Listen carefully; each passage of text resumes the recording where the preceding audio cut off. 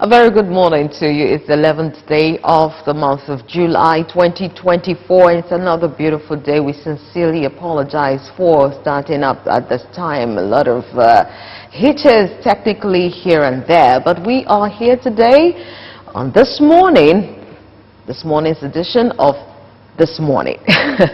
My name is Elizabeth Williams. Many thanks for staying with us and many thanks for joining us today. My name is Emmanuel Abia. Many thanks for, of course, joining us today. It promises to be an amazing ride. Of course, we'll take you through all the news and happenings around Nigeria and the rest of the world. Yeah, so much is happening around the world. So much is happening in Nigeria. A lot of reactions coming as a result of some of the stories coming in the wires. And, of course, we are here to bring you some of them and, of course, analyze some and help you make sense of some also. And so we are going to start right away with the top stories, what we have in our top stories. And in the news,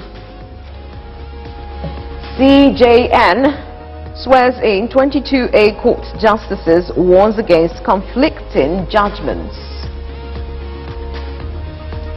And on business and economy review this morning, reactions. We'll bring you reactions and updates on the 3-day National Manufacturing Policy Summit. And also in the news, oil and gas sector, we'll talk about how the NNPC seeks fresh $2 billion crude oil-backed loan. Plus, settle herders with grazing reserves, Miyetti Allah tells governors. And these are the stories we'll be bringing to you on today's edition of This Morning. Sit back, relax as we bring you some stories on the front burner, trending stories, and then of course you'll be our guest to join us to analyze some of these stories. We'll be right back.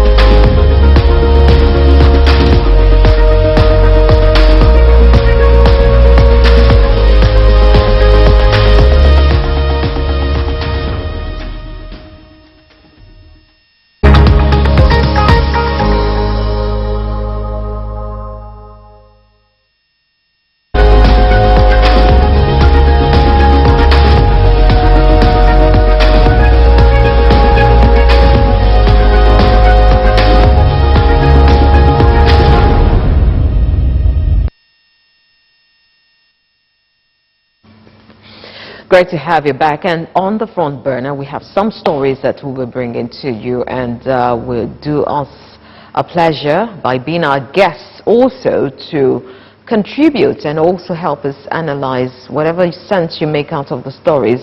What will be the way forward, and how is your reaction, or what's your opinion on some of these matters that we are bringing to you this morning. And so we want to start with a story that has to do with the Samoa Agreement. It's of course been on the front burner and it's been trending. A lot of reactions have been trailing that particular event that happened, which of course is a signing of an agreement. Now, the House of Representatives may have embarked on misinformation campaign regarding the outcome of the debate on the Samoa Agreement. The lower chamber of the National Assembly discussed the agreement on Tuesday following the alleged inclusion of LGBTQ+ clause in the document. That resolution followed a motion jointly moved by Aliyu Madaki, NNPP, Kano, and 88 others. And this happened on Tuesday this week. However, hours after the resolution, the House, through its spokesperson, Akin Rotimi, APC Ekiti, issued a statement saying that the House did not call for the suspension of the agreement.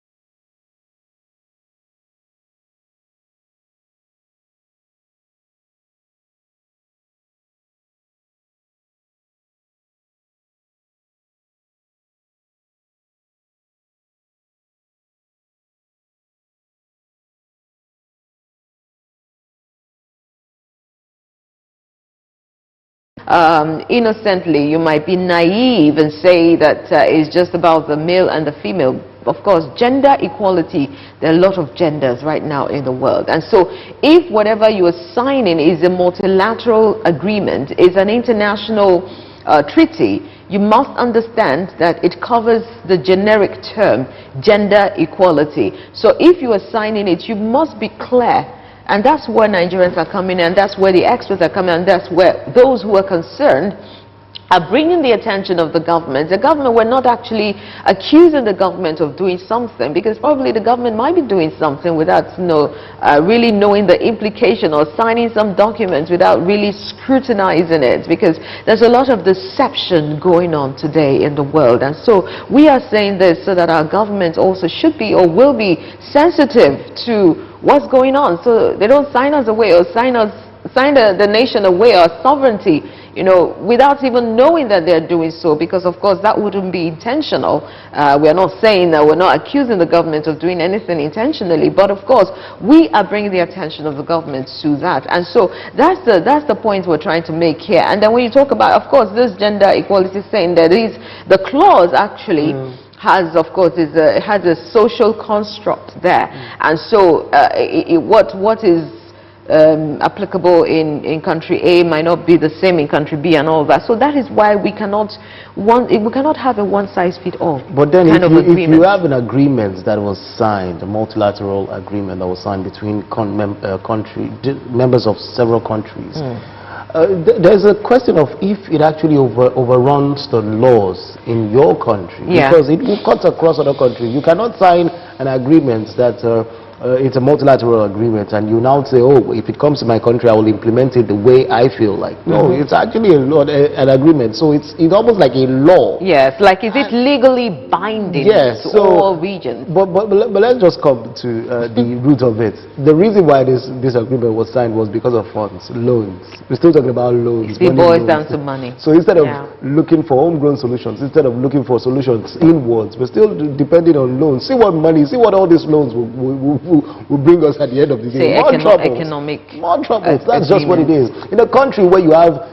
religions that do not support the LGBTQ, in a country where even the culture, in a country where there's a law that's in fact the Minister of Information, I want to quote him, he says or said that this particular agreement was supposed to bring development to the nation. So I do feel that the Nigerian government has they have a good motive, maybe to improve the economy, yes, maybe to do a lot of good things. But then when you go out there to sign all of these agreements, you need to look at it very well.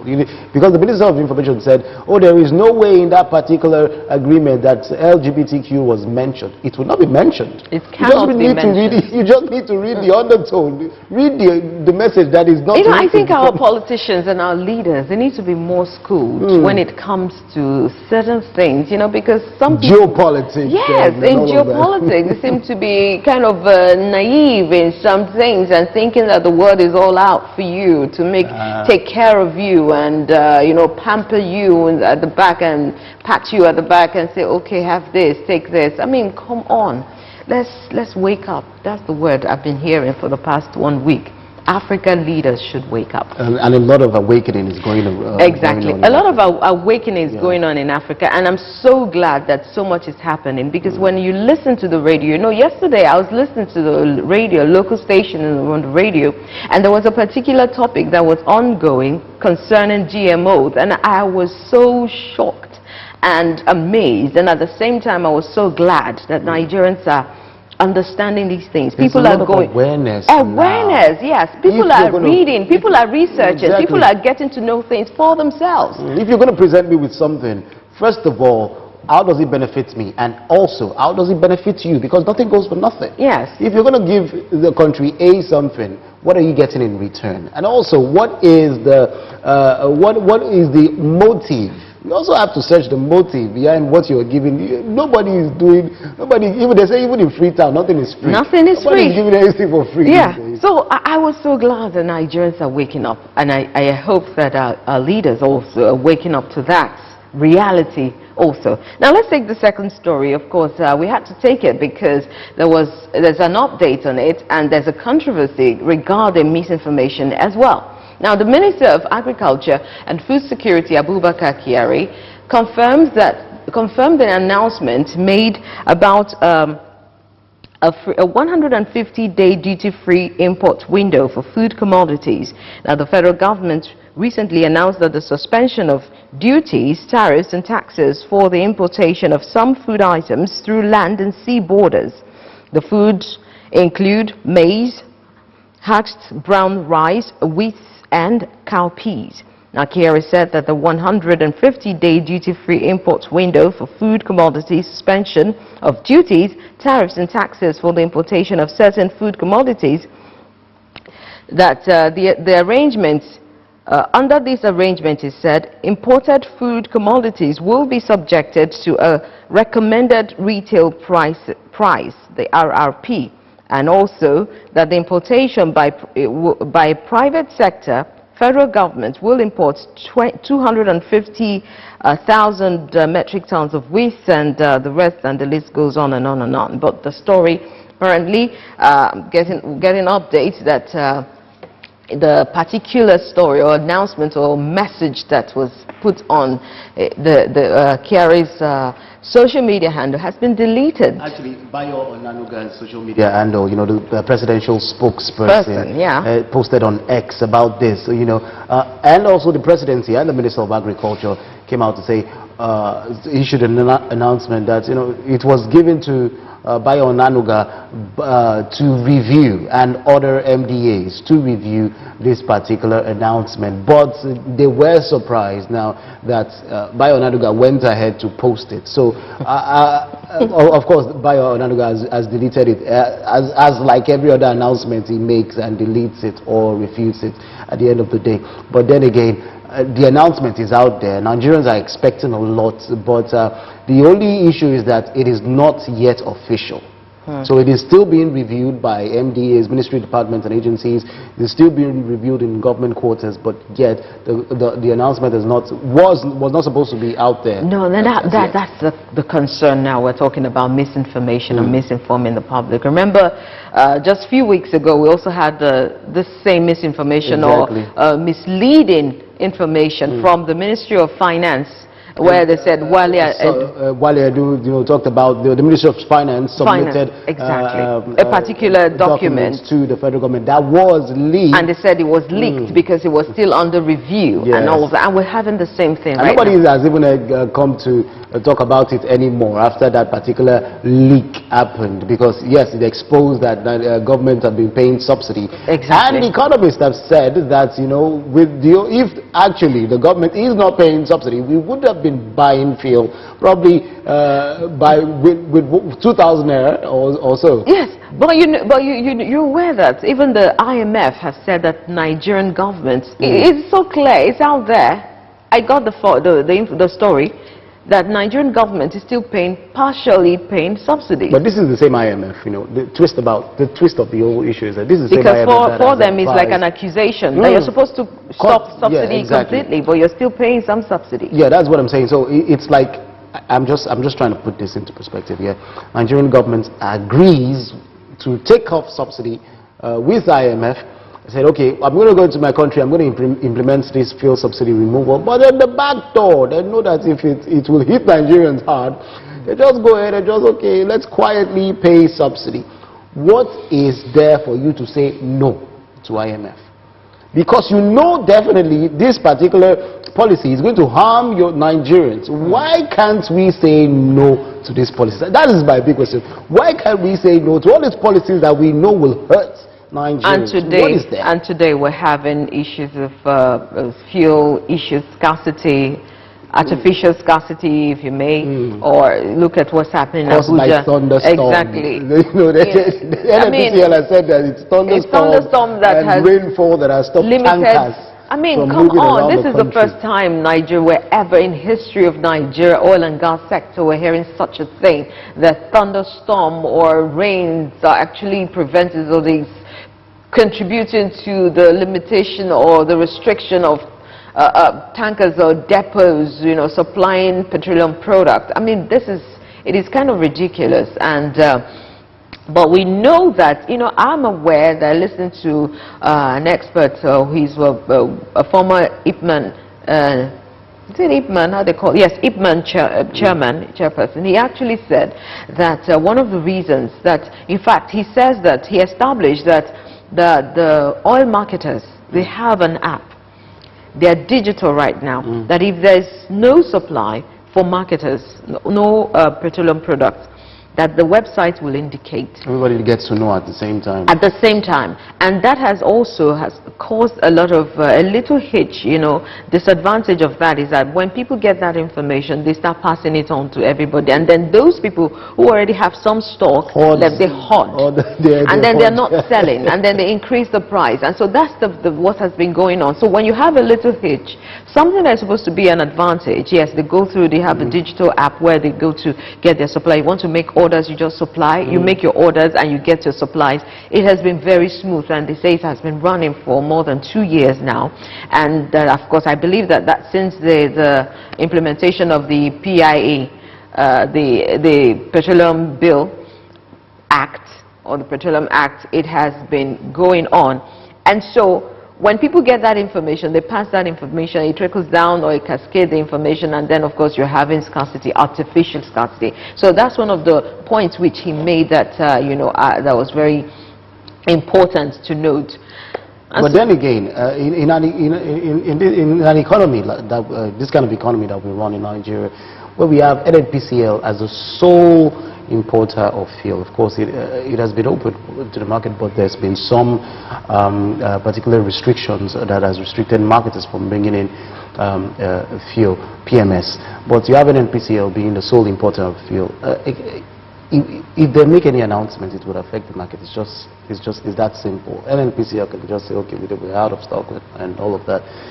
But I am still very concerned that we can't have underground pipes, pipes running around the country where we can pass this PMS around the country instead of taking it through on the roads through tankers to supply depots. How many oil producing nations does that? And we're still struggling with the fact that we don't have working refineries. The dependency is on Dangote refinery that keeps postponing resumption day to starts producing PMS. So there's so much that needs to be done. If you want to talk about all of that means you are going to start replanning your town planning, and going to start redeveloping your cities. But actually, and all that, we have all these. They're just not working. The structure is there. The pipes are there, but it's just lack of maintenance and all. Emmanuel, you know what? Let's not go into all of that, because you know that would take a total overhaul of the system. And there's so much to talk about when it comes to the Nigerian oil and gas sector. Now let's move on to another story that is trending, and of course it has to do with one of the umbrella bodies for herders in Nigeria, the Miyetti Allah Cattle Breeders Association of Nigeria, MACBAN, has asked governments to settle pastoralists with grazing reserves designated for herders in the in the 1960s, I beg your pardon. Now, MACBAN President Baba Uthman Ngelezama, who spoke in an interview recently on Wednesday, believed that the preservation and the protection of grazing reserves, especially those in 19 northern states, would address the intractable and internecine challenge of farmer-herder crisis in Nigeria. Now, Uthman Ngelezama, who spoke hours after President Bola Tinubu announced the creation of a new ministry for livestock development, explained that the livestock sector could turn around the economy of Nigeria if well tapped. He said that the end value chain benefits of the cow raised in the northern region are enjoined by the southern parts of the country. The MACBAN boss also said that herders are not interested in land grabbing but settlements. Asked whether the creation of the new ministry would stop herders from open grazing, Othman Ngezama said, if the right people are put in place to manage the activities of that ministry, if good representatives, professionals are put in place, we are never against settlement, we are for settlement. But what model of settlement? We just have to evolve a model of settlement to stop the roaming, because it is not going to be sustained. Meanwhile, Nigerian Railway Corporation (NRC) says that herders and traders can now, or very soon, will move their cows from northern Nigeria to the country's southern parts or southern region using rail services. Now, that's the story, an update on that story, talking about settling herders or dealing with the farmer-herder crisis in Nigeria. When I read this story, what came to my mind, Emmanuel, was that there was a time, this same Miyetti Allah, during the Buhari's administration, they said that they cannot stay in a place because they are nomads. And it is in their history, it is in their lifestyle to move around. And so, having a settlement, you know, if we want to look at the backstory of this particular story, it has been from one initiative to another. The last one was Ruga during the Buhari administration, and it was turned down or highly criticized. And now we are having the same Miyetti Allah saying that they are not against settlement. They are not against settlement. They are for settlements. And there's a clause to that. It says, what type of settlement? And now the president himself has, you know, inaugurated or set up a ministry of livestock, development. And so we are wondering, what is the Ministry of Agriculture? What is it doing? So many questions right now. It's going to render the Ministry of Agriculture, should I just use the word useless? Because that particular department, it should exist under the Ministry of Agriculture as a department. That's simple. That being said, President has created a new ministry without implementing the Orosai reports that said it should cut down on government spending, should cut down the number of ministries. The Orosai reports had suggested that Nigeria is wasteful by putting up all of these ministries. Now, this particular president is running the highest number of ministers in his cabinet, and this is also going to increase the number of ministers in that same cabinet. And Nigeria, at a time when Nigeria is still going through so much economically, we were struggling with generating revenue, we're struggling with even feeding the nation, or so much is going on. And I'm wondering if this particular creation of this ministry would solve the insecurity case in the north, the farmer-herder crisis. Would it solve it? These people are giving you options. They're giving you what now? They're telling you that if this is not done, we're really not going to agree with that settlement matter. They're saying that it has to be a particular model, it has to be done in a particular way.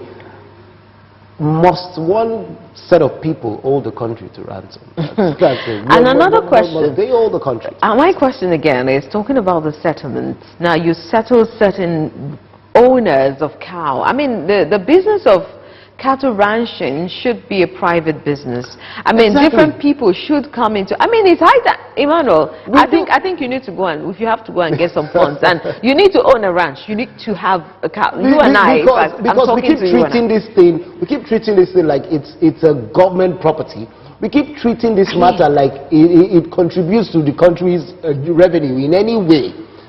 This livestock, does it in any way contribute to our GDP? Okay, you are giving me an assignment. We're going to bring some facts out concerning this particular livestock industry in Nigeria. Let's just call it what it is. It's private business, exactly, owned by private owners. So when we keep talking about this Miyetti Allah people with all the favors, in fact, there's still the issue of the banning of open grazing in the National Assembly, still being debated on. It has not been resolved. It has not been resolved. Now, this open grazing, before. they say if you're going about grazing your cow or cattle, and you're causing problems, the cattle herders crisis, herder farmers crisis, and displacing a lot of farmers. We've had farmers calling on the show. I mean, this is the time you can actually, we're opening the phone lines. You can call us. What's your thought on this matter?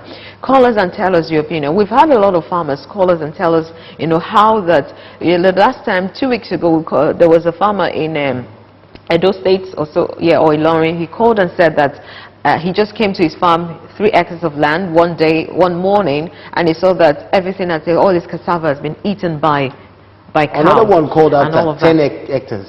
Yeah, 10 hectares. And in fact, we mentioned these things like they're small. These are not small land. Exactly, and everything wiped out. Now we have those herders moving their cows, you know, and they're causing these problems. I mean, how much more problem will they cause by the time they are settled in that state? I mean, how will they be feeding their cows? Will the state be providing for them to feed the cows, or are they going to be providing what it takes to feed their cows, to groom the cows? We have the structures in place. You're trying to settle these herders in different places or different regions in the states in Nigeria. Are you looking at, is there a structure? How is it going to play out? How is it going to be done? Because you have to let them to fend for themselves and cause more problems. Government gives land, gives resources, and all that for all of these to happen. It's in for states. How are they helping? Exactly. Because we generate revenue. We know that it is going to be sold. These particular cows or livestock or whatever, it will be sold by the owners to people. Money goes to the pocket because of the owner. So how is this helping any or is it just the little money the tax they're going to be paying to the state that will make them generate revenues that will help them sustain wherever it is that they are? I mean, it is sustainable. At the time when the labor is still talking about the increase of the minimum wage, at the time when workers are still crying, creating ministry just to satisfy you know what I'm suggesting? I say the government should go into cattle ranching themselves and generate funds. Yes. When you agriculture, not just livestock, they should go into agriculture full time, both livestock and food planting. The government to generate revenue through agriculture. They have a land. So what are we doing? I mean, what are leaders doing? You know, we're focusing on the center. We're talking about the president. We're talking about the president. We're talking about the executive. What about the state governors? Exactly. What are they bringing to the table? It's always like there's a monopoly food production from the north without looking at the south. What can you produce in terms of agriculture? There's a lot of land laid waste in the south. When you drive down those highways, just as you right, all of the times what you do is and you produce food for the country. It's not just for some parts of the country to produce. And the money is allocated to the government, the state government, to the local government, every month from the center, from the government. So what are these funds used for? It is high time we call our leaders to be accountable.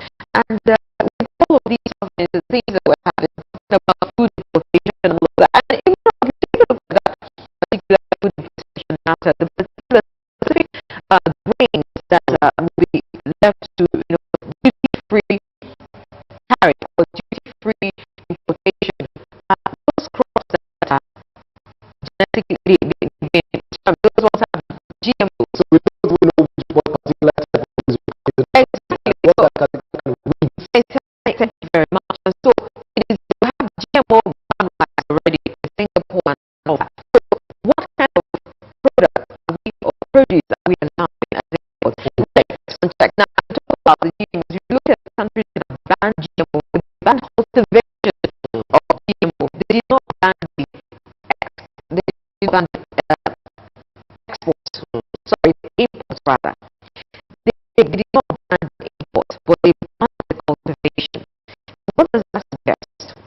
If you ban the cultivation, you don't want to mess up your land. You don't want to. You don't want to bring it. You don't want you to import it so that they can use it and refine it to produce something and send it back to you. For example, corn, maize. If you import it from Sweden and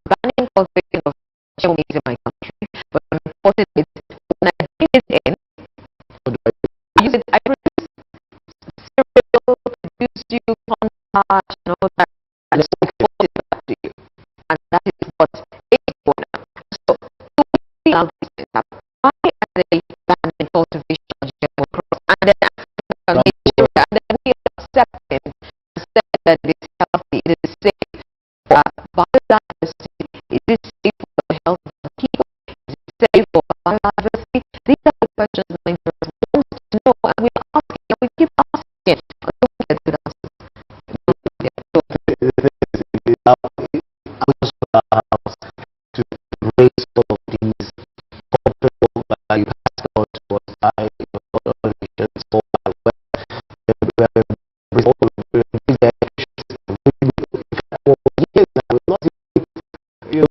that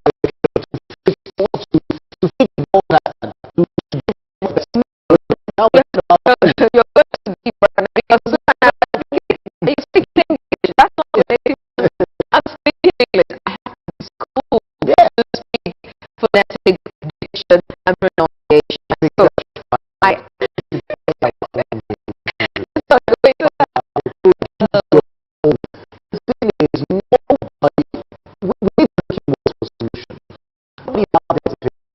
nobody is out there for you to do. Everybody is just tired of take. Everybody wants to provide. So when you saw this policy like this, when you see these foods coming to you for it's not really free. so that takes us to the last story we have here. Let's take a look at the CJN swearing in 22 local justices and warning against conflicting judgments. Chief Justice of Nigeria, CJN, Justice Olukayode Ariwola, says that the National Judicial Council, NJC, has already activated the process of making errant judges deep misleading and conflicting judgments be made to face the consequences of their despicable and unlawful conduct. He described their conduct as an embarrassment to the judiciary and would not be handled lightly. The CJN spoke at the inauguration of 22 justices for the Court of Appeal on Wednesday at the main courtroom of the Supreme Court of Nigeria in Abuja, Nigeria. He urged the new justices to be upright, not to fall down, and show the path of a fairly must adjudicate according to the Constitution. The new appeal court justices were sworn in alongside their new judges for the High Court of the Federal Capital Territory. Those sworn in were the wife of the FCT Minister, Ebere Wike, and Justice Donatus Okoro of the High Court of Abuja, among other judges. Now the list goes on. No, I'm not going to take all of that now. But the main point of the main highlight here is that the Chief Justice is saying that those who have told us of infamy, those who fought at the court told the judges who fought that for this embarrassment of bad conduct will be held accountable and will be brought to book. And so we're pleased to see that happen because, of course, the judiciary, they actually can expect them to lead by example. And so, for this, appeal court has sworn in, and interestingly, the wife of the FCT Minister, Wike Emmanuel, is sworn in.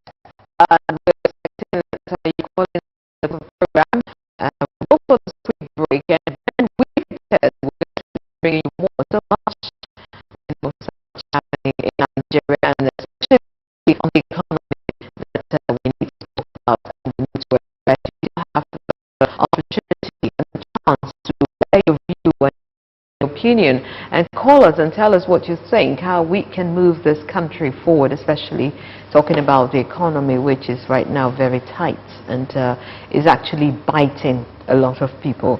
So we are looking for ways how we're discussing this matter, we're bringing them to the fore, we're bringing issues to the fore so that we can talk about it. And of course we know that the government is hearing, because if they are not, they wouldn't be coming to refute certain information or certain claims and trying to explain further. We have the Minister of Information. He has been on his toes lately trying to explain what people in Nigeria are addressing, because when we talk about it, they are hearing it, and they, of course, they're looking forward to addressing some of these issues that we bring to the fore. So join us again. Let's go for this quick break, and we'll be right back.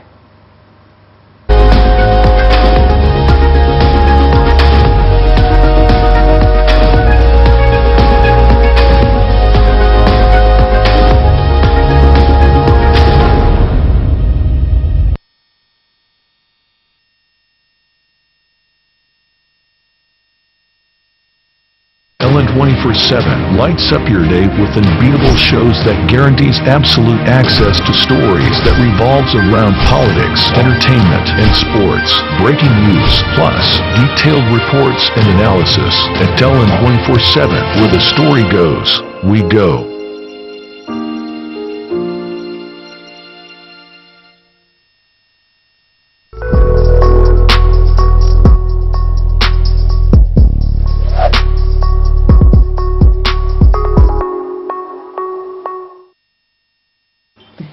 Great to have you back, and you're still watching This Morning, and right about now we're going to be reviewing some business and economy activities from around the world. And of course we want to dwell on Nigeria, then of course in other parts of the continent. And we are going to start with some updates, recent updates on an event, the Manufacturing Association of Nigeria Summit. And there were lots of reactions coming on the heels, or rather as a result of that summit. A lot of reactions, a lot of opinions, a lot of points and nuggets and pointers and things to really pay attention to. And so we would start with it, of course, the federal government in collaboration. Let me bring us up to speed with that update, or rather with the events that actually happened. In collaboration, the federal government, in collaboration with the Manufacturers Association of Nigeria, MAN, organized a 3-day National Manufacturing Policy Summit, and on July 2 to 4th, 2024, at the Banquet Hall of the State House in Abuja, Nigeria's capital. And the Office of the Vice President, the Federal Ministry of Industry, Trade and Investment, National Institute for Policy and Strategic Studies, NIPSS, and other partners played key roles in the summits that brought together stakeholders from ministries, departments, agencies, multilateral partners, regional institutions, as well as industry leaders to forge a new path for Nigeria's manufacturing sector. Now, the summit focused on discussions on overcoming the binding constraints that limits the performance of the manufacturing sector and generally fostering a conducive business environment to drive the growth of the sector. This administration, at its critical time in the history of our nation, have selflessly and relentlessly confront the binding constraint that limits our performance, that limit our performance, and work with us to overcome them. Also, the 5 pillars we are focusing upon at this summit should be prioritized by the government and fully supported by all other relevant authorities, industrial stakeholders. This will provide the appropriate business supportive environment for manufacturing to thrive. We must work together to actualize and sustain manufacturing. As our elders remind us, it takes a village to raise a child. The child is the Nigerian manufacturing sector, and collectively we are the village, and shares a common objective and commitment. We should spare no effort as we commit to a the replacement of a strong manufacturing sector. He who plants a seed today repeats harvest tomorrow, says the adage. The steps we have taken today through this summit will usher in great returns in the near future. Okay, and that's the Manufacturers Association of Nigeria, the event, the summit that held recently, July 2 to 4 in Abuja, Nigeria's capital. And I would like to reiterate what the opening address, welcome address, said in trying to foster or to, help grow the Nigerian economy. And of course, the announcer there actually said that, I like the analogy he used. He says the manufacturing sector, the Manufacturing Association of Nigeria, or the manufacturing sector in Nigeria is a child, and there is a village, and all stakeholders are those in the village. Now, how can you foster, how can you actually deal with the binding constraints of that child? How can the villagers help that child when the village is not conducive? There's no conducive environment to help that child grow. And subsidy removal has been one of the major constraints that recently the country has been facing, the manufacturing industry, or the manufacturing sector has been facing. And so it has led to a lot of other constraints, like the issue of power generation or power supply for them to actually run their factories or their industries. And so there are a lot of things to deal with. And the summit was meant to address some of these challenges. But we have some of the participant stakeholders. We have some business men, captain of industries, who also attended that event, and they have a say on the matter. Their take would like to review all of that. And so let's take a look at what's one of Africa's richest man, Dangote. We all know that Dangote, he was at that event, and let's review his take on the matter. Now, we see the President and Chief Executive Officer of the Dangote Group, Aliko Dangote, faulted the hike of interest rates to almost 30% by the Central Bank of Nigeria, CBN. This was one of his, take during the event when he was called to speak. He spoke at banquet hall of the Presidential Villa in Abuja at the commencement of the 3-day summit organized by the Manufacturers Association MAN. And the business mogul said that with the current interest rate regime, it would be difficult for the manufacturing industry to create jobs and grow and compete favorably.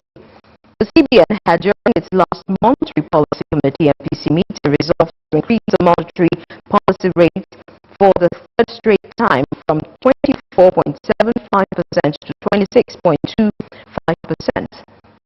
Meanwhile, the World Bank recently cautioned that the CBN might not effectively curb inflation by hiking the monetary policy rate, which it noted posed a risk to economic growth.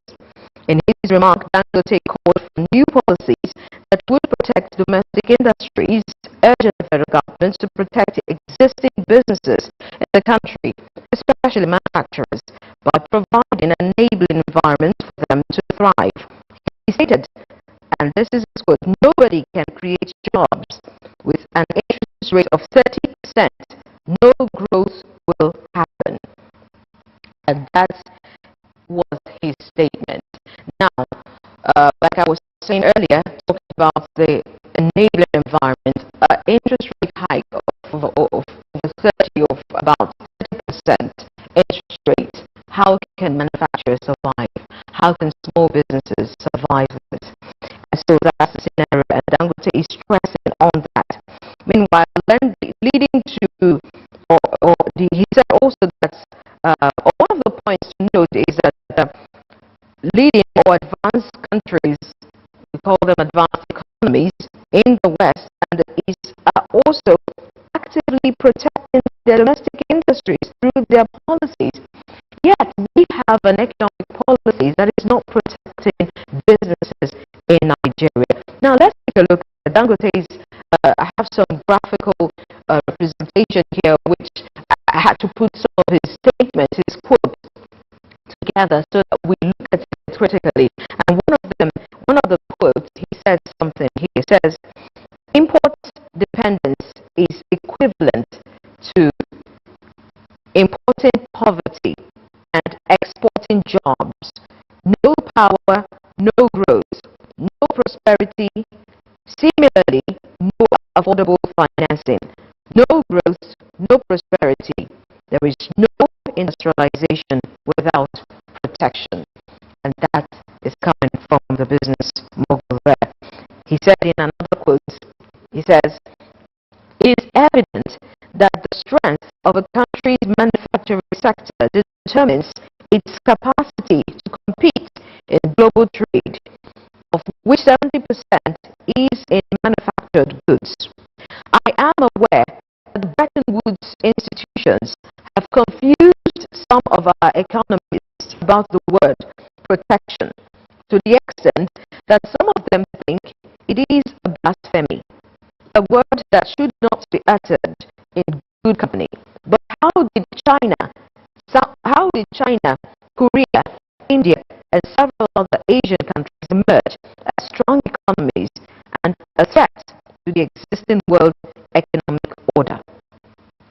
That's the question from Dangote there. And the third one, he says, "We are often told that protecting your industries makes your country uncompetitive. This is pure fiction. It is quite the reverse.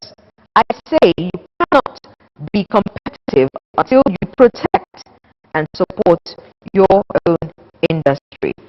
These are coming from the businessman himself. Manuel Abia, see those quotes, they're very strong, indication. Straight up to the point. Yes. Who would better say this than a man who's been in the industry, in the manufacturing industry for years? He has a lot of experience when it comes to manufacturing. He has what it takes. He knows what he's saying. So if Dangote can say this, that means that the Bretton Woods institution has been lying to African countries, has been lying to Nigeria. I mean, who am I to say? It is what it is. You do not produce, you do not go anywhere economically. If you do not produce, we've been talking about what are the causes and the reason why Nigeria is not doing well with oil and gas. So it's because of our level of production. We have refineries. Why is that PMS not escalated in the whole country? Why is there? Why did they just take away subsidy and Nigeria is struggling? Nigerians are struggling. It is lack of production. We've been talking about the refineries that are not working. Billions of naira go into the restructuring of those refineries every other time. But nothing is coming from it. Nothing is coming out of it. No one drop of oil is coming out of those refineries. Should we start building new ones? This is what it is. If you do not produce, look at food scarcity now. Look about food insecurity. Farmers are not producing. Farmers are not farming. Therefore, there is lack of food in Nigeria. So production is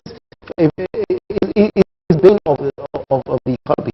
In fact, let me take a quote from one of the presidential candidates in the last election. He said, Nigeria needs to move from consumption to production. Because all we do is importation and importation and importation. When we don't produce, we do not move anywhere economically. That is it.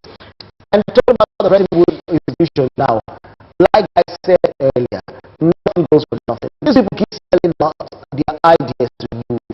Let us understand that there's a geopolitical war going on around the world. And it is these particular institutions or countries are trying as much as possible to hold some of the people captive. Because they know that if African countries can take advantage of the resources, we would be far ahead. I'd like to go back to what he said concerning the word he used, protectionism. Protection. It is called from the international community, they call it protectionist or protectionism. And he said that our economy should be aware, they should be not be weary of that word, they should not be scared of that word, because it sounds as though that word, when you use it, it's like a taboo. Protectionism, and we see World Trade Organization tell you how protectionism, multilateralism is the way to go, and anything, any country, any region that is practicing protectionism should be dealt with. Now, that is the globalist mentality, the globalist agenda, to bring national multilateralism. There's really nothing wrong in multilateralism in terms of you want to achieve things individually for the country, you want to benefit. I mean, that's what it should be made for. But we're trying to make everyone subject everyone to a particular way of doing things, to do things globally the same way. People are not the same. It's a great system. Group them together, give them a particular policy, and just age them in that. So that is going on, and then what here is saying that it is evident. And of course, he said he tried to redo it. Of course, it was a manufacturing summit. Manufacturing summit. He says something here that is very key.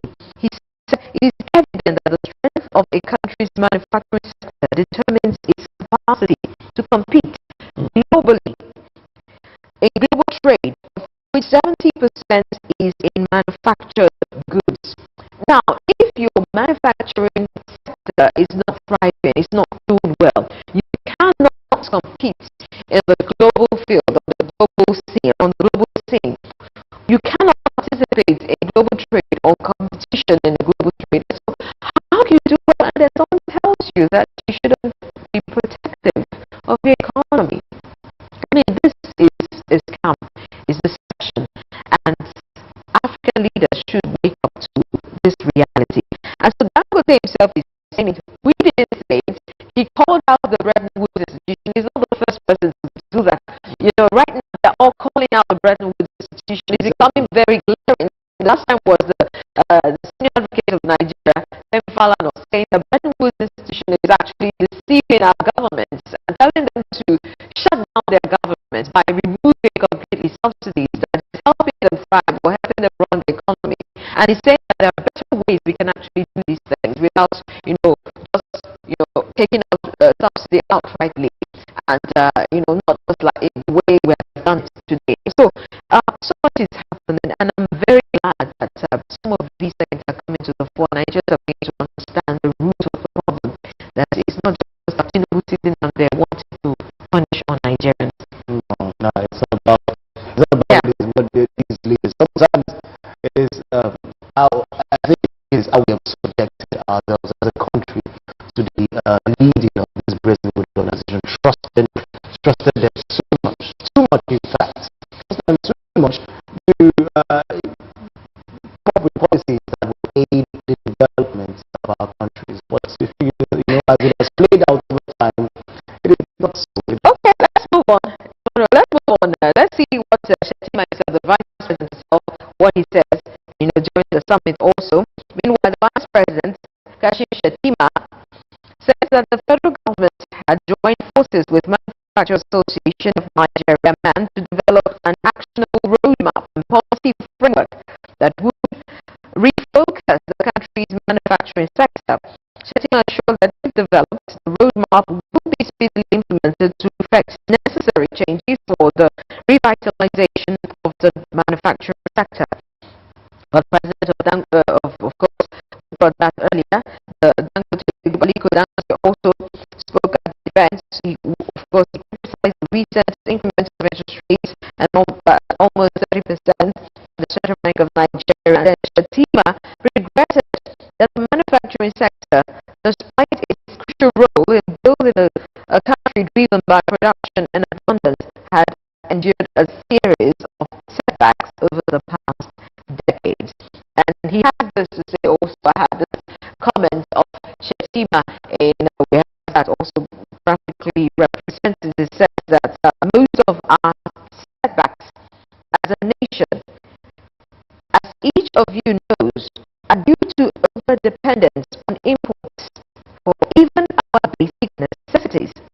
That's why we need you to address the various challenges facing the sector and ensure we have a competitive manufacturing sector. The VP is saying there.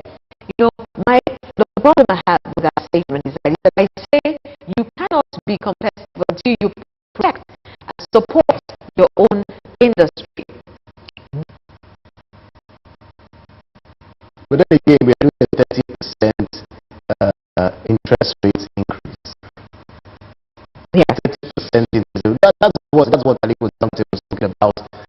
It was against the interest rate hike that the government is demanding, and we've been talking about it on this station. We've been talking about it even on Business Daily, on business segments of the morning show. We've talked about how these policies, sometimes stifle the growth of our own industry. So if the government does not enact policies that support the business atmosphere, the business environment, how can the manufacturing sector ensure that they have competition?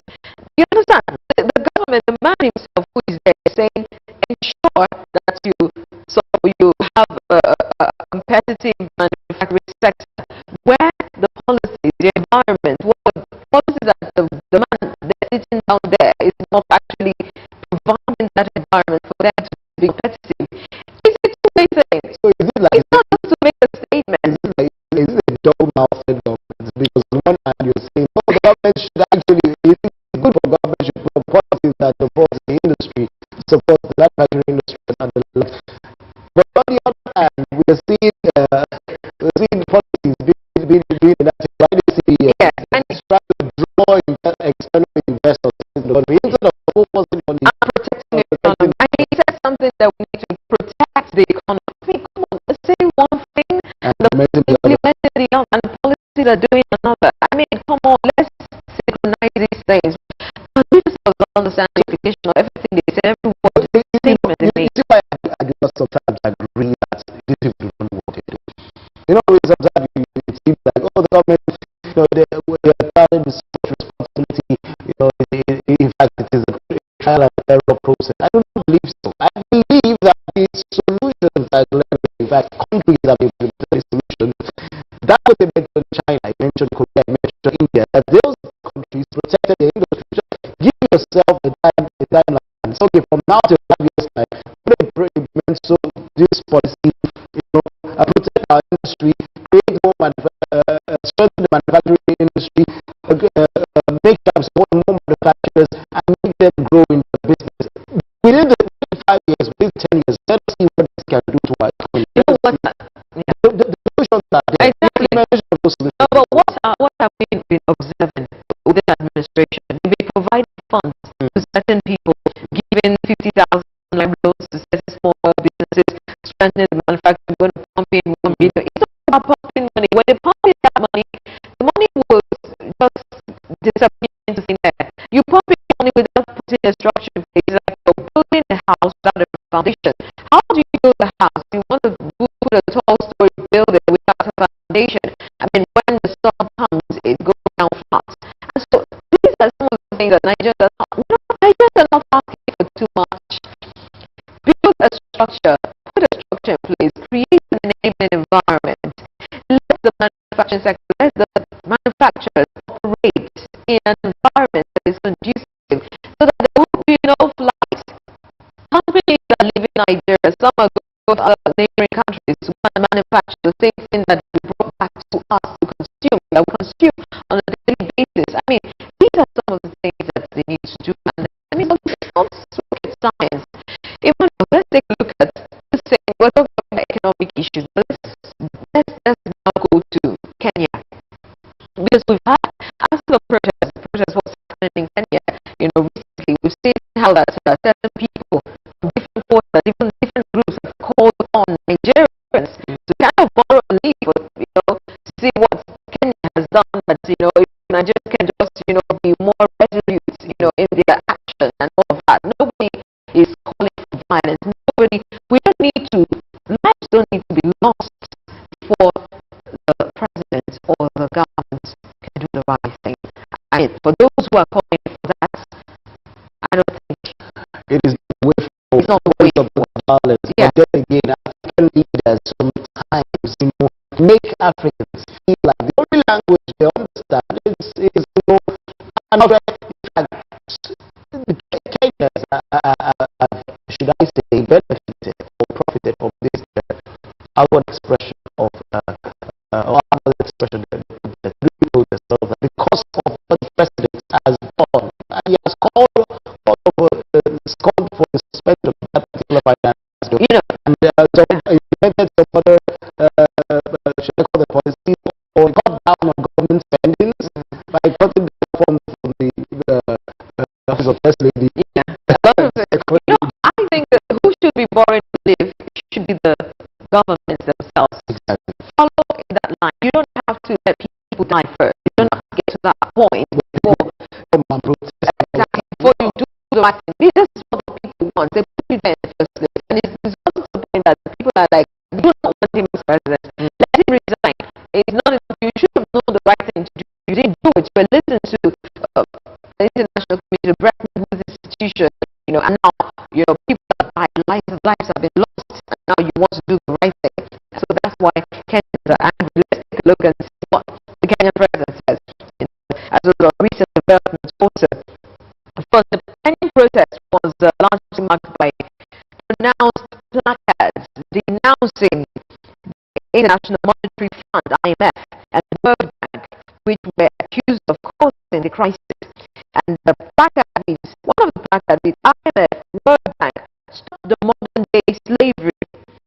Across the capital Nairobi, graffiti denouncing the organizations is visible, even as protesters continue to demand brutal resignation.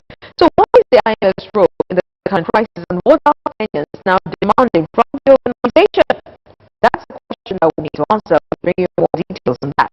Now in Kenya, the anger for this especially because Ruto has now withdrawn the tax hikes as well as similar legislation passed in 2023, both linked to IMF loans, as Kenya staggers under the weight of a heavy debt crisis. That is the cause of the matter. But the president himself has said that the conversation in Kenya will only be about issues. Take a listen to him.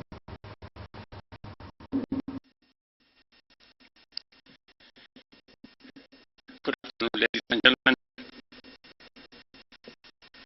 Fellow Kenyans, the last 2 weeks have been a difficult time for us as a country, where Kenyans have regrettably lost lives, many have been injured, property destroyed, and our institutions, especially constitutional institutions, attacked.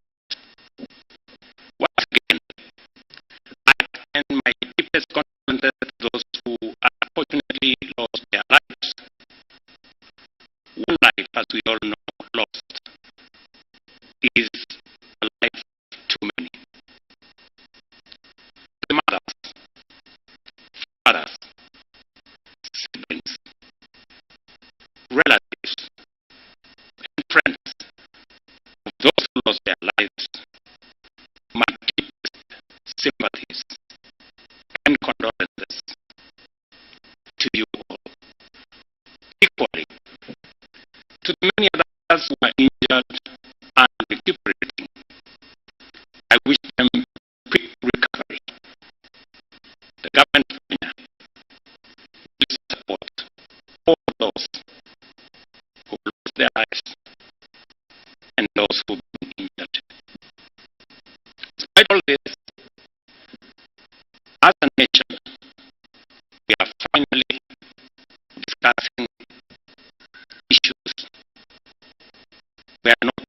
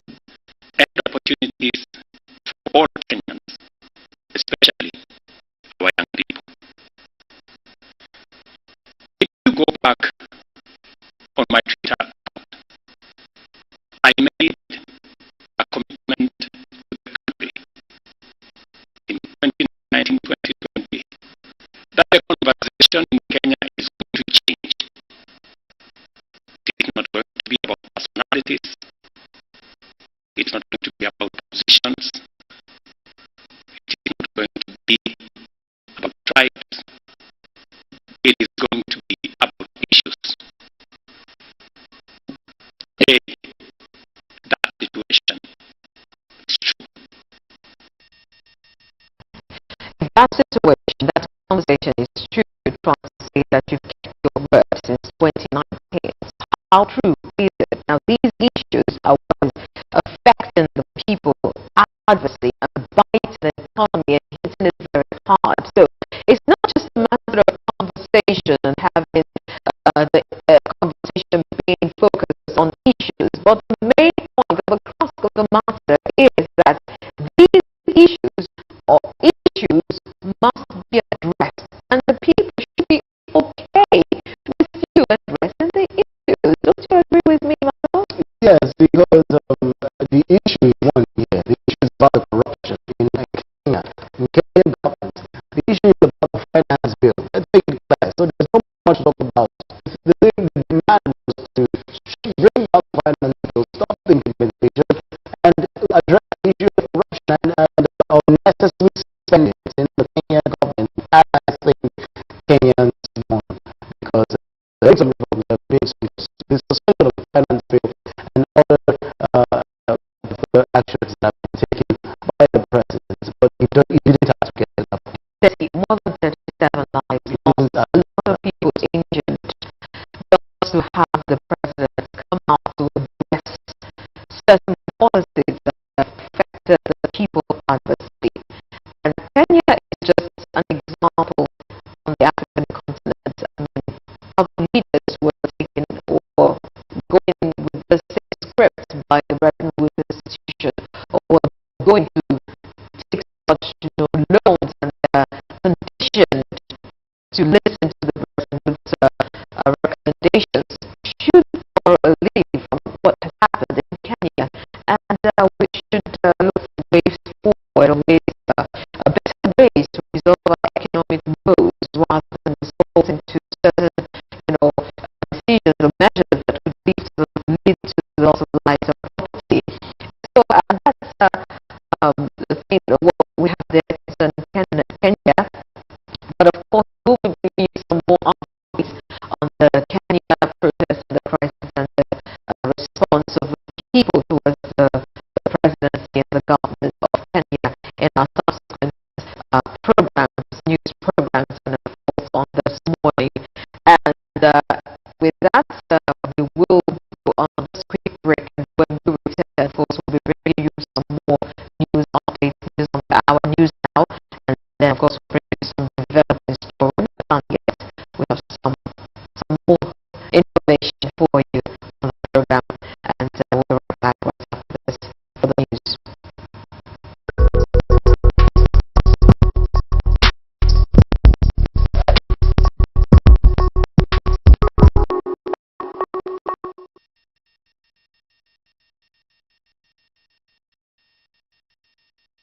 Lights up your day with the beautiful shows that guarantees absolute access to stories that revolves around politics, entertainment, and sports. News, plus detailed reports and analysis. And Channel 947, where the story goes, we go.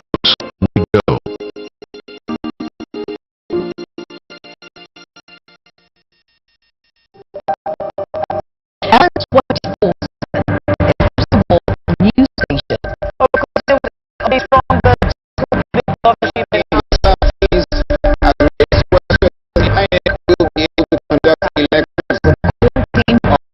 over 40 correspondents spread across Nigeria. Nigeria is set to take its place. The unions of aviation workers are out here protesting. And affiliates in Africa, Europe, America, and Asia. We give you news as it breaks from the perspective you can trust. LM 24/7 News, where the story goes, we go.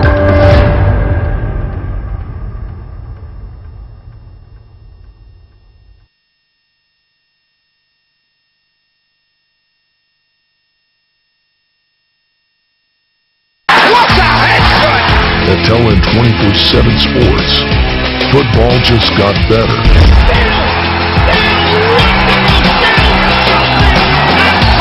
For the fans.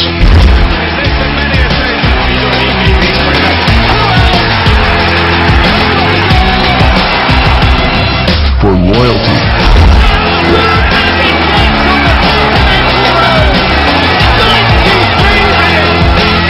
tackles. A near supernatural goal from Lionel Messi. For the celebrations.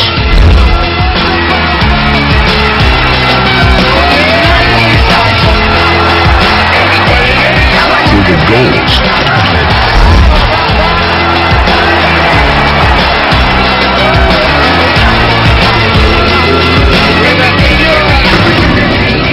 For the love of the game.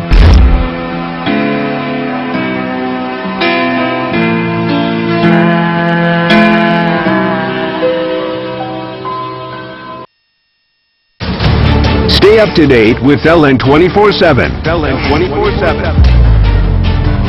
With news, politics, business, sports, and more on LN 24/7. Where the story goes, we go.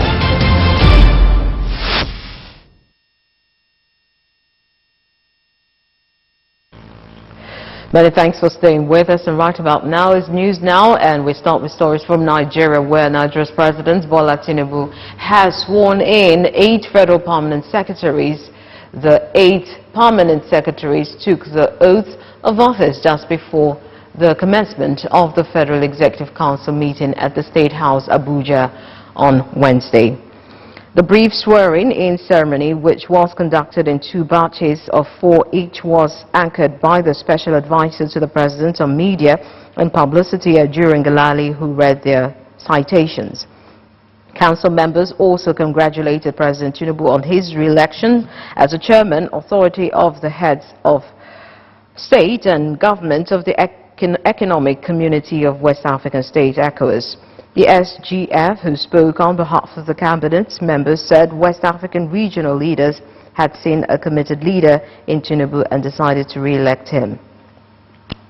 And on also in the news, the House of Representatives has queried the Minister of Women Affairs, Uju Kennedy Ohaneye, for spending unrelated expenditures, including 45 million naira for a New Year party, 20 million naira for sanitary pads, and 1.5 million naira for vehicle fuel. Kafila Togbara, chairman of the House Committee on Women Affairs, led the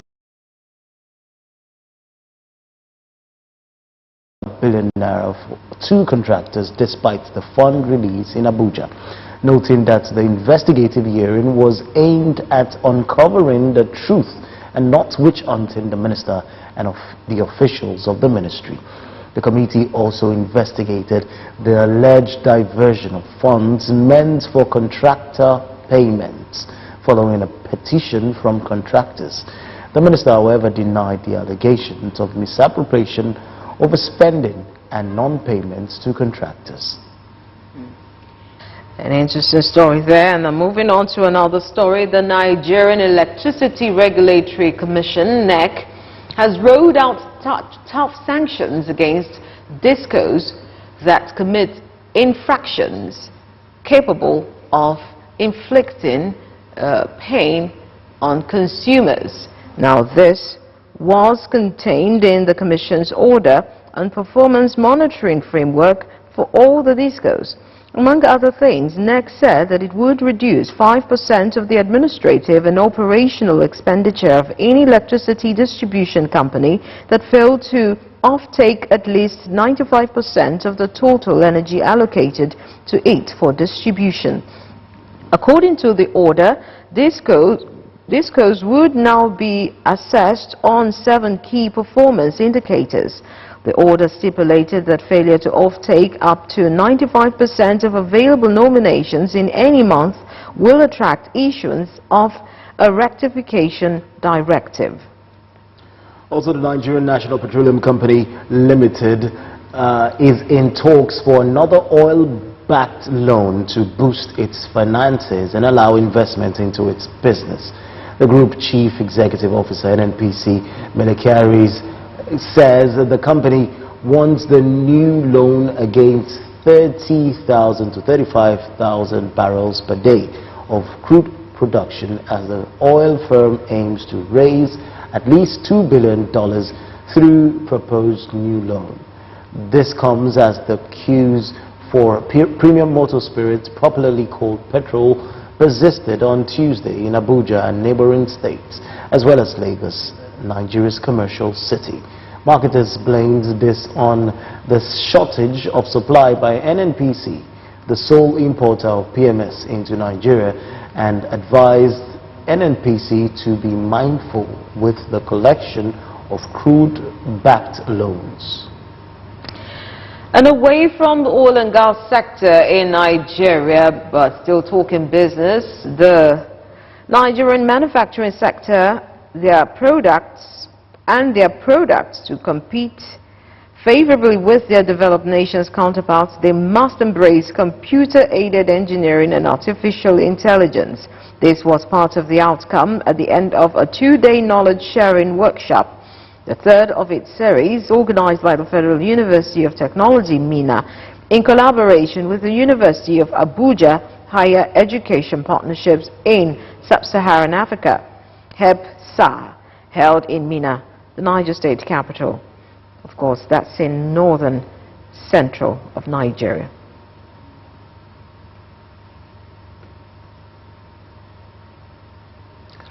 Okay, in absence of that report, we move on to another story. All right, FAN MD Olubunmi Kuku says the 23.1 billion naira allocated for rehabilitating and repairing airport facilities nationwide is grossly insufficient. Kuku said the airport's terminal areas, landsides and airsides are some of those things that require urgent improvements, and the amount appropriate may not suffice. She mentioned that FAN allocates 50% of its revenue to federal coffers, which presents a significant challenge, adding that the authority is currently in talks with different branches of government to seek relief. She further noted that passengers traffic is influenced more by gross domestic product growth and economic activities than by the construction of new airports. And that takes us to another story where the Senate President, Godswill Akpabio, says that there is an ongoing plan to distribute about 60 fertilizers trucks to each state through the governors. And says that 7 senators will also receive 2 trucks of fertilizer each, and its contract members of the House Representatives will also receive to address the impending food insecurity in the country. Of course, this announcement has sparked a lot of reactions and controversies, but Akpabio, commenting on a motion sponsored by Sunday Karimi on urgently addressing the country's impending food insecurity, said that the lawmakers are receiving from the distribution just as the governors, so as to avoid any form of crisis between them. And now on the international scene, NATO allies on Wednesday announced that they have begun transferring F-16 fighter jets to Ukraine, a long-awaited step to bolster Kiev's defenses against Russia. Denmark and the Netherlands have started transferring the planes, with Belgium and Norway committing to providing further aircraft. This was disclosed in a White House statement on Wednesday. Ukraine has long sought advanced Western aircraft, and President Joe Biden last August gave the green light to transfer American-made F-16s to the country, despite earlier concerns about how long it will take for Kiev to train on the planes. Now this has become a proxy war. Now NATO is coming in on behalf of Ukraine to supply jets so that they can actually take on Russia. And so we see that geopolitics really on a, it's what's going on. There's so much that we need to learn and unravel right now. NATO coming into the scene, just like what is happening. We have what's happening in the Middle East, and also we have now what's happening or has been happening in the eastern part of Europe. I'm just concerned about this not escalating into something else, because you now see NATO coming in, and of course the US is strongly behind Ukraine here. Now, what if Russia start getting support from other countries and to back their military and and the likes? It's like the war between the West and the East, and or called the Global South. Yes. The Global South and the North. And so it's quite interesting what's happening right now. But we're bringing you more information, or if you want to get more details, you can go to our website, Information Hub, www.ln247.news. You can follow us on our social media platforms on King's Charts, on Facebook, Instagram, and also on other platforms where we bring you information. But of course, you can stay tuned and watch us in our different news programs. We get to bring you more details in some of these news items that we get to bring to you on News Now. But of course, we'll go on a quick break, and when we return, Developing Stories will continue. Stay with us. The program continues this morning. Thank you. Stay up to date with LN 24/7. LN 24/7.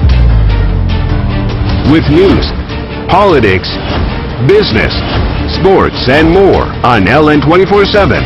Where the story goes, we go.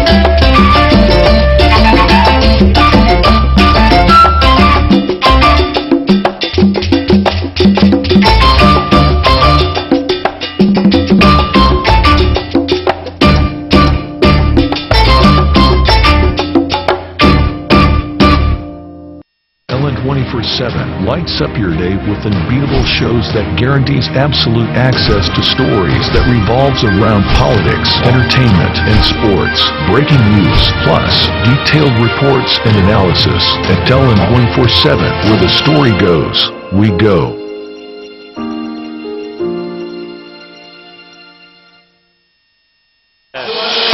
Catch the thrills, and all passion of world's biggest sports fiesta.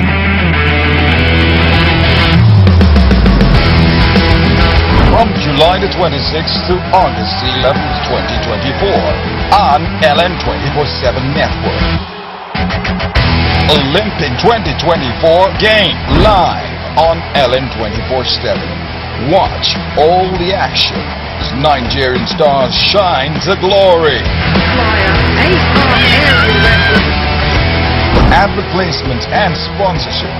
Call these numbers: 081-367-99969, 070-542-81181, and 0802-332-2032. France 2024 Olympics. Games wide open. Faster. Higher. Stronger. LN 24/7, where the news goes, we go.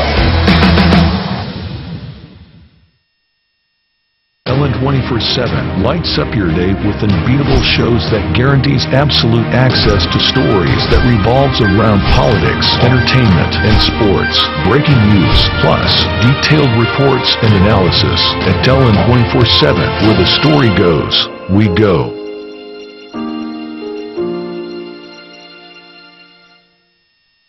Dates are tropical fruits grown on the date palm tree in small clusters. A tasty and highly nutritious fruit that has dark brown, soft flesh and is uniquely sweet.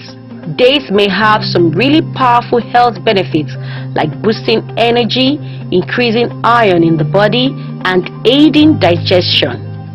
Rich in various nutrients, fiber, and antioxidants, dates are popular throughout the world.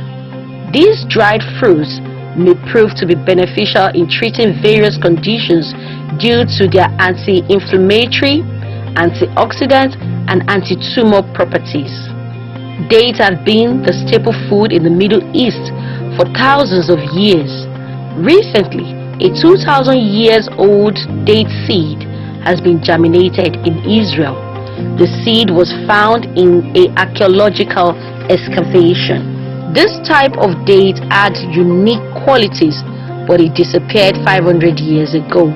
Each date can be about 60 to 70% sugar and a high amount of fiber, depending on the variety, which makes it ideal as a healthy energy booster. It is also high in iron and may help in fighting anemia. Whenever you're craving something sweet, instead of going for candy or sugar, opt for dates instead.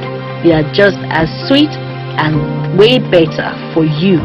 Dates are now popular all over the world and are used as a natural sweetener in smoothies, juice, nutrition bars, and baked products like cakes and muffins. You can also buy premium dates that are stuffed with almonds and peanut butter, and specialty products like date masalis, a sweet sticky syrup that can be drizzled on pancakes or porridge. Dates nutrition. Dates are a good source of energy, fiber, sugar, and various vitamins and minerals essential, such as calcium, iron, phosphorus, sodium, potassium, magnesium, sulfur, and zinc. All these can be found in dates. Apart from the above mentioned nutrients, they may also contain important vitamins such as thiamine, riboflavin, niacin, vitamin B6, folate, vitamin A, and vitamin K. Let's take a look at some of the health benefits of the dates. Dates can be a good source of energy. Dates are high in natural sugars like glucose, fructose, and sucrose. The high energy present in dates can be attributed to this high sugar content. Many people around the world are estimated to eat natural low-fat dates for a quick afternoon snack when they are feeling sluggish to help bump up energy levels fast. Dates may boost brain health. Dates may protect against oxidative stress and inflammation of the brain. According to research, date palm fruits are a good source of dietary fiber and are rich in total phenolics and natural antioxidants. The presence of this polyphenolics compound may potentially help slow the progression of Alzheimer's disease and dementia. Dates can potentially relieve constipation. In traditional Tunisian medicine, dates are used for treating constipation. A serving of 100 grams of dates provides 6.7 grams of dietary fiber. A 2005 study published in the Journal of Agriculture and Food Chemistry also suggests that these dried fruits have high levels of dietary fiber and insoluble fiber. In particular, the insoluble fiber found in dates may potentially promote healthy digestion by bulking up the stool and may also help in relieving the symptoms of constipation.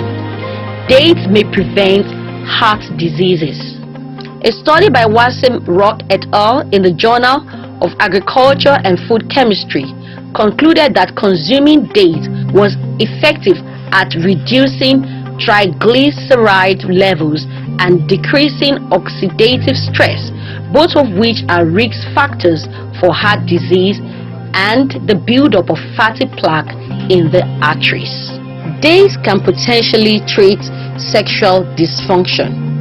There are many benefits of dates for men, but this makes for one of the most important ones. In 2006, an animal study revealed the effects of date palm pollen and its oil on sexual functioning, reporting that a high level of estradiol and flavonoid components in dates help in increasing sperm count and motility. Another study conducted in India states that the date palm pollen may have been used to treat male infertility in traditional medicine. Therefore, if you're looking for an easy way to boost your libido and sexual function, you may consider consuming organic dates. However, consulting with a trusted medical practitioner before trying is strongly recommended to determine the best course of treatment. Dates can aid bone health improvement. A publication by Julie Garden Robinson, PhD, and colleagues of North Dakota State University suggests that dates contain boron, which is among the nutrients that promote healthy bones. A study published in the Journal of Critical Reviews in Food Science and Nutrition suggests that significant amounts of minerals such as phosphorus, potassium, calcium, and magnesium found in dried fruits may make them a superfood for strengthening bones and fighting off painful and debilitating disease like osteoporosis. Organic pitted dates may contain selenium, manganese, copper, and magnesium, all of which may aid in managing bone health and particularly among older adults. Dates may promote healthy weight gain. According to USDA, dried fruits are high in sugar along with proteins and many other essential vitamins and minerals. They are also high in fiber, which can aid in weight management. Dates are easily available in grocery markets and make for a healthy and delicious snack. Dates may also promote natural labor. Eating dates may help promote natural labor and also ease late-term labor for pregnant women. A 2017 study published in the Journal of Obstetrics and Gynecology found that 154 pregnant women when giving dates did not need to be induced for labor with prostaglandin and oxytocins. Dates also did not have any adverse effect on the mother and the child. Another study found that eating 6 dates daily for 4 weeks before labor significantly reduced the need for labor induction. There are several ways to inculcate dates into your diet. Apart from eating them as they are, people consume them in several other ways. You can make into a paste and mix with milk and yogurt. You can also use the dates paste as bread spread as a part of a delicious, healthy breakfast. You can make dates into crumbles and use for cereal and porridge. You can also use date sugar, which is the dried variety grounded into tiny pieces. Although these dried fruits carry tremendous nutritional value, great care should be taken in their selection because of their surface, which is always very sticky, which may attract various impurities.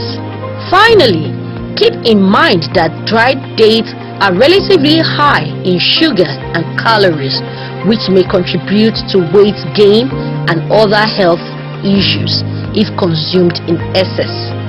Therefore, it is best to keep consumption in moderation and enjoy it as part of a healthy, balanced diet to maximize the potential health benefits. Stay up to date with LN 24/7. LN 24/7. With news, politics, business, sports, and more on LN 24/7. Where the story goes, we go.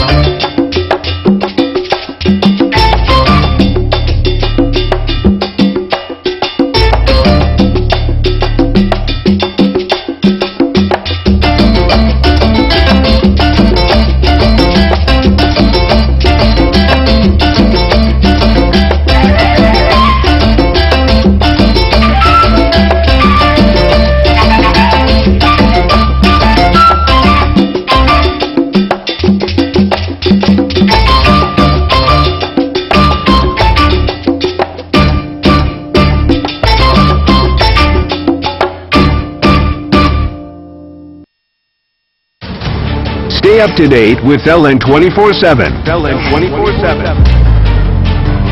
With news, politics, business, sports, and more on LN 24/7. Where the story goes, we go.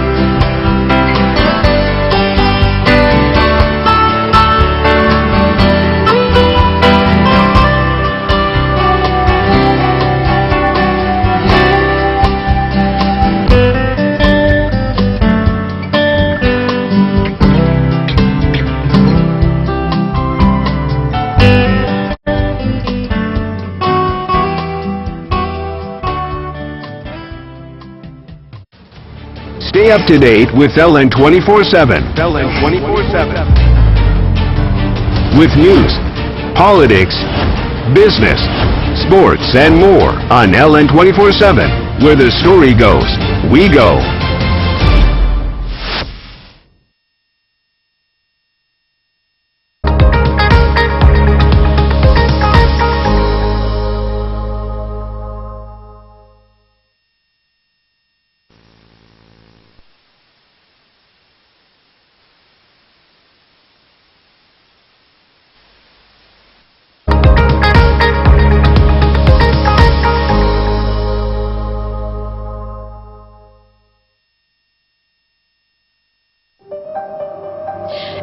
24/7 is first of all a news station.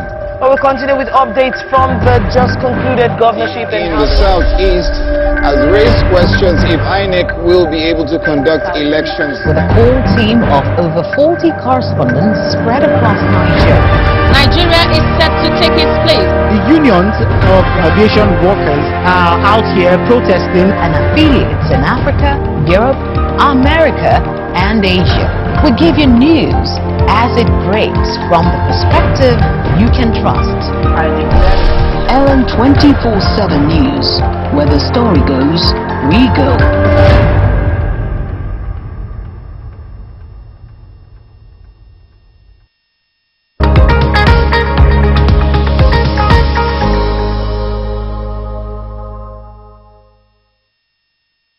All right, we apologize for that technical error now. You're still watching This Morning on LN 24/7. It's time for developing stories. So let's talk about these stories. Now, in a viral video circulating the internet, the Minister of Women Affairs, Uju Kennedy-Ohaneye, and the House of Representative Committee on Tuesday afternoon were seen involved in a heated debate. The House Committee on Women Affairs and Social Development, chaired by Kafilat Ogbara, invited Kennedy-Ohaneye over alleged corruption in our ministry. A heated argument ensued between the Minister of Women Affairs, Uju Kennedy-Ohaneye, and members of the House of Representatives Committee on Women Affairs and Social Development on Tuesday, July 9th, over alleged corruption in our ministry. Now, the committee had summoned the Minister and our team to appear before it and answer the questions bordering on the alleged diversion of 1.5 billion naira earmarked for the payment of contractors. Some contractors had petitioned the committee alleging non-payment for contracts they had executed for the ministry. Now, the hearing, which had hitherto began on a smooth note, snowballed into a shouting match, with committee members and the minister hurling accusations and counter-accusations at each other. Let's take a listen to the drama. We'll be right back. For 2023 from the Accountant General's office, was it released to the account of the Ministry of Women Affairs, yes or no? Honorable Minister and your team, Mr. DFA, I'm at a loss because fortunately I attended the last meeting, and one of the reasons why we took you on oath was to get the truth from you, and today you have deviated. You have deviated because you did say, yes, there was release of money, and you take instruction from the principal, and there and then I confronted permanent secretary. He said he was not in the known, and I still making my statement that you are running the ministry with your minister. Both of you will be I take exception to Don't interrupt, honorable member. Don't interrupt. I take exception to this. Don't interrupt, honorable member. Please let her finish. I am not scared to anybody. I don't want it. She should minister, calm down. Honorable minister, calm down. Honorable minister, calm down. Repeating what I said. I confronted the permanent secretary and the DFA last week Thursday. I'm still alive talking. You did say, is what they approved to you? I said, Mr. Pam said, what happened? You are not in the known. I said, look, I was twice commissioner in my state, and the accounting officer is the permanent secretary. Please, you people should work with the permanent secretary. Didn't I say so, Mr. DFA? I am still saying it because from the revelations, what's coming out is one-man show. One-man show you people are doing, two-man show. Can I talk to you? We will call you when you have to call. Just calm down. Don't worry, you will talk. You will have your time. You will have your time. Honorable Minister, you will have your time. You will have your time. Yes, no fairness. Yeah, it's a trap. It's a trap, but I'm not going to jump into it. Thank you, Chairperson. I will not jump into the trap. Please, Honorable Minister, I fear nothing. I've stolen nothing. Honorable Minister, you will have your time to talk. Tampered with anything. That's why I not fear anybody. anybody. I'm not Honorable Minister, Honorable Minister. Honorable Minister, we are working with records. We are working with records. We are working with records. On the issue of the contract, even the ones given while I was there, they have not been paid. Yes, they have not been paid. So there is no partiality here except that we are underfunded. We don't have money. They have not been paid. That's why we moved the ongoing project to this year's budget so that they will be able to pay them. This reminds me of, off your mic, off your mic.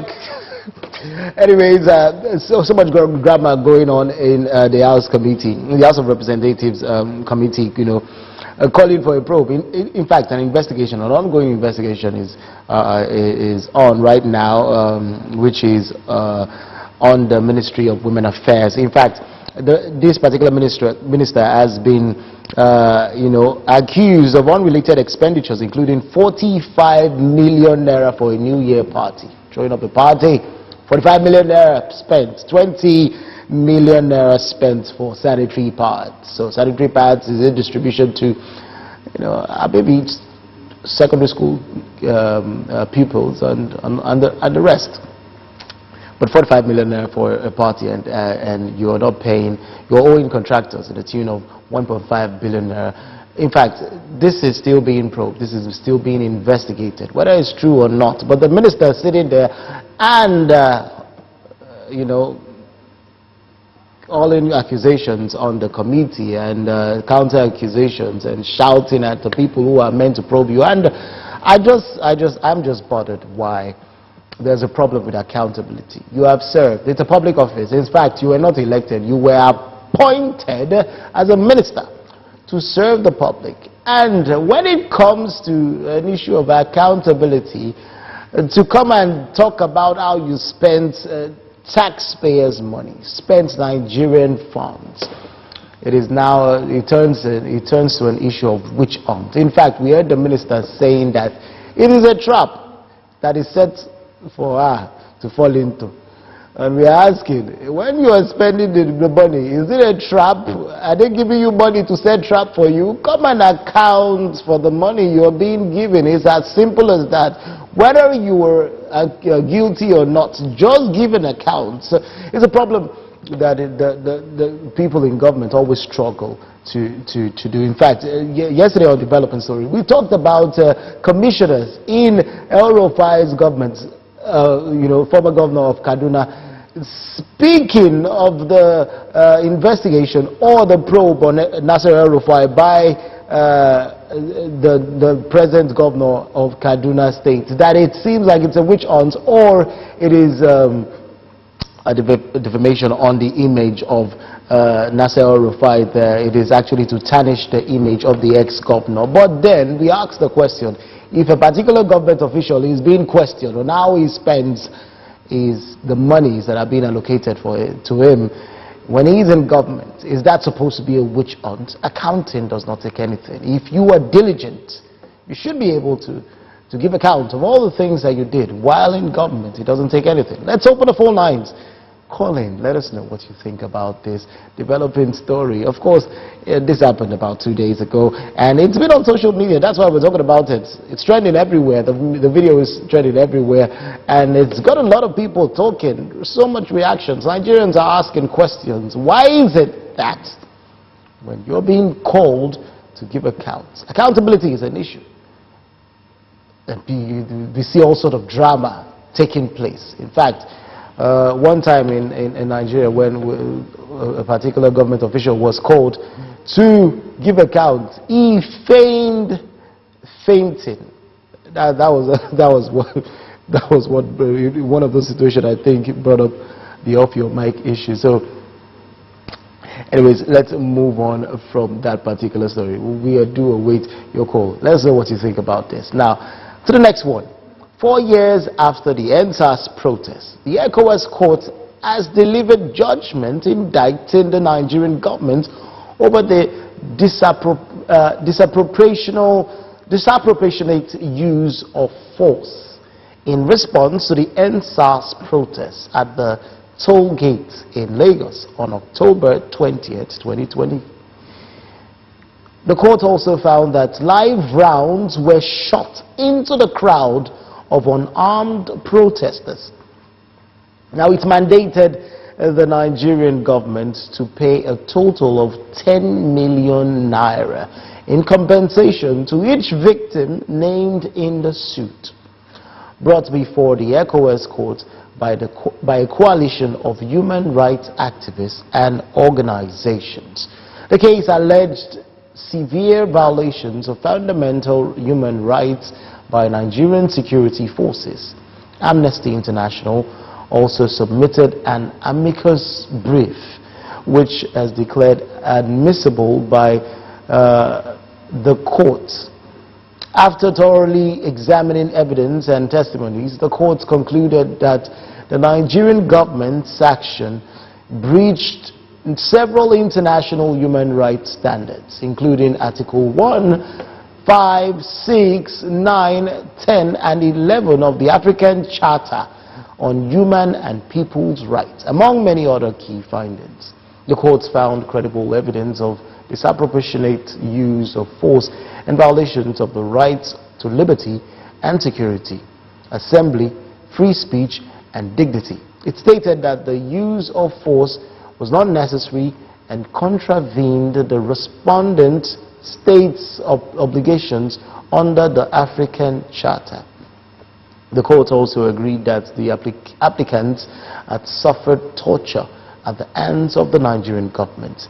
It said that the situation at the Lekki toll gate, where live rounds were shot into the crowd of unarmed protesters, created a situation of fear, and the Nigerian government did not present evidence refuting those allegations. The court further held that the government failed to allow and afford the applicants their rights to freedom of expression, assembly, and association, therefore violating the applicants' rights under Article 9, 10, and 11 of the African Charter. The government's actions were deemed inconsistent with Nigeria's obligations under the ECOWAS Revised Treaty and the African Charter on Human and People's Rights. The court held that the quasi-mechanism set up by the government to investigate the allegations of abuse at the Lekki toll gate lacked independence and was questionable. It further ordered the federal government of Nigeria to pay 10 million naira each in compensation to the applicants. It also mandated the Nigerian government to conduct investigations into the human rights abuses to implement the outcomes of the said investigations. The government was also ordered to report to the court in 6 months with an update on the compensation and progress of the inquiry. It took 4 years for this particular judgment to come. It took 4 years for those people to get justice. It took 4 years for consolation to come to the families of those who lost their loved ones at the Lekki toll gates. A lot of lies were told. A lot of things were said. No, live rounds were not used. People were not shot dead. But here is ECOWAS court, giving judgment and saying that, disproportionate force was used to disperse protesters that were protesting against the way SARS was conducting their operations in Nigeria at the time. So many questions that this raised. How long it took to get justice for these particular people. A lot of cries, a lot of people have said a lot of things. And this is happening when the police is still, in fact, it is not even the police again. The EFCC have joined to warn people, warn protesters not to gather to protest against its conduct, against its the manner of which they conduct their operations. The EFCC, not even the police, issuing out warnings. This is happening where people are being arrested. In fact, the sole protester in Abuja the other day, protesting against hunger, was arrested by the police, although he was later released the same day. But he was arrested. Why do you arrest protesters? Is there no freedom of expression? Don't these people have rights?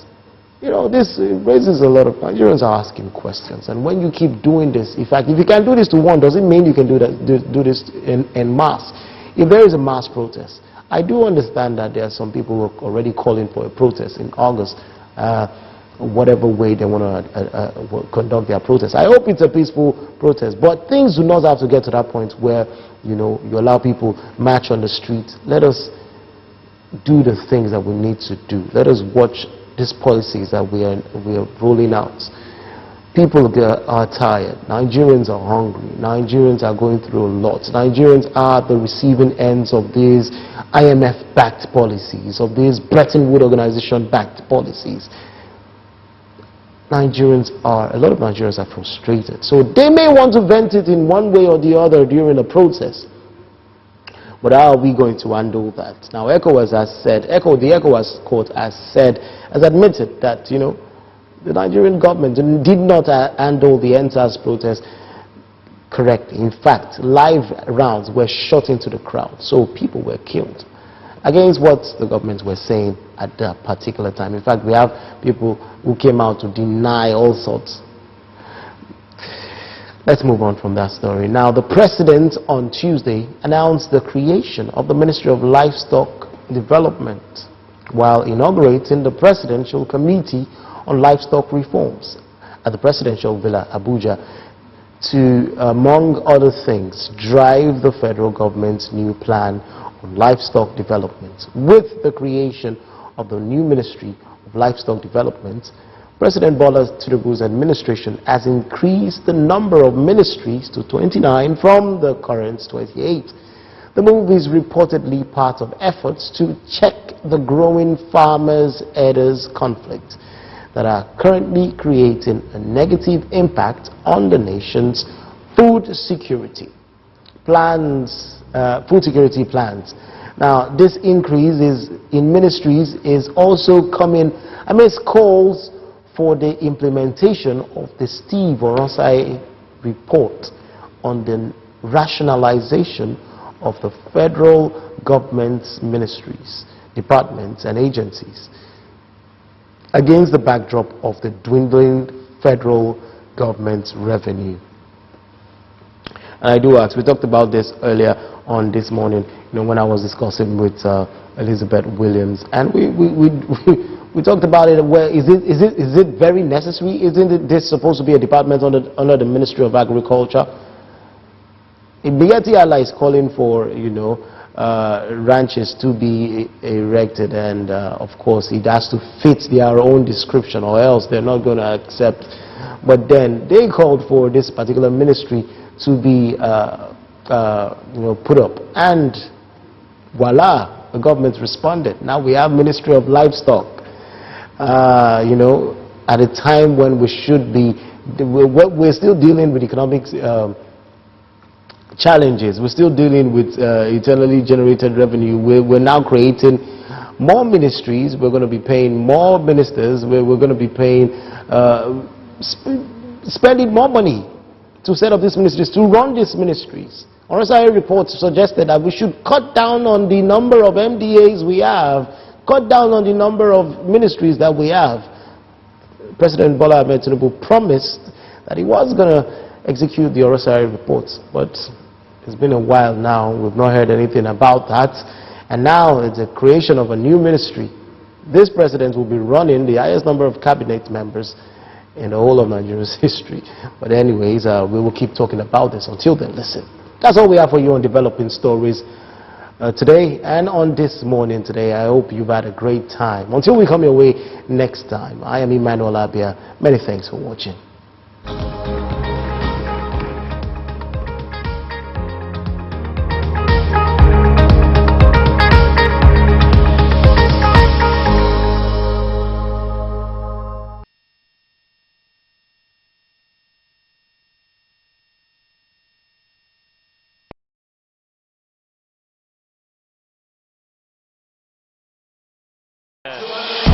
Catch the thrills, and all passion of world's biggest sports fiesta.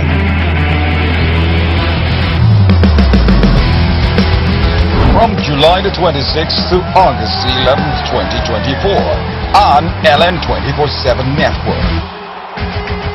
Olympic 2024 game live on LN 24/7. Watch all the action as Nigerian stars shine to glory. Flyer 8R aerial record. For ad replacement and sponsorship, call these numbers 081-367-99969, 070-542-81181, and 0802-332-2032.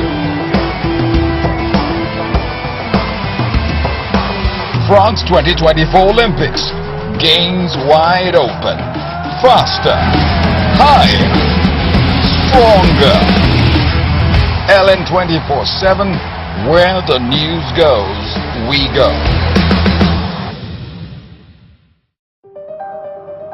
LN 24/7 is first of all